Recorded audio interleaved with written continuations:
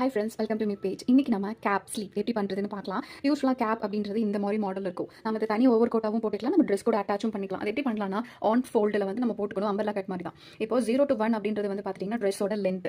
So 0 to 1 வந்து ட்ரெஸ்ஸோட length. 0 to 2 அப்படின்றது வந்துட்டு ஷோல்டர், நம்ம ஷோல்டர் எவ்வளவோ அது மார்க் பண்ணிக்கணும். அதுக்கப்புறம் வந்துட்டு 0 to 3 வந்துட்டு நம்மளோட நெக் வைடு. 0 to 4 வந்துட்டு நம்ம நெக்கோட டீப். ஓகேங்களா, இது 0 to 4 ஃப்ரண்ட் நெக்கோட டீப், இந்த மேலே போட்டுருக்கிறது வந்து பேக் நெக்கோட டீப். அதுக்கப்புறம் 2 to 5 நம்ம ஆர்ம் ஹோலோட மெஷர்மெண்ட். இந்த 6 to 7 அப்படின்றது நம்மளோட செஸ்ட் ரவுண்டு. ஓகேங்களா, அப்புறம் 2 இந்த 2 to A அப்படின்றது வந்து நம்மளுக்கு ஸ்லீவ். இந்த லென்த் இருக்குங்களே, இந்த லென்த், இந்த ஷோல்டர்லேருந்து லென்த் இருக்கு இல்லையா, அது எவ்வளோ வேணும் அப்படின்றது இந்த லென்த். ஸோ 7 to B அது வந்து நம்ம பாடி ஷேப், நம்மளுக்கு எந்த அளவு ஹைட், அதாவது இந்த இங்கேருந்து இந்த கர்வ் போடும்போது இங்கே எவ்வளோ டிஸ்டன்ஸ் இருக்கோ நம்ம அட்டாச் பண்ணிடுறோம். ஸோ இதுதான் வந்துட்டு கேப்.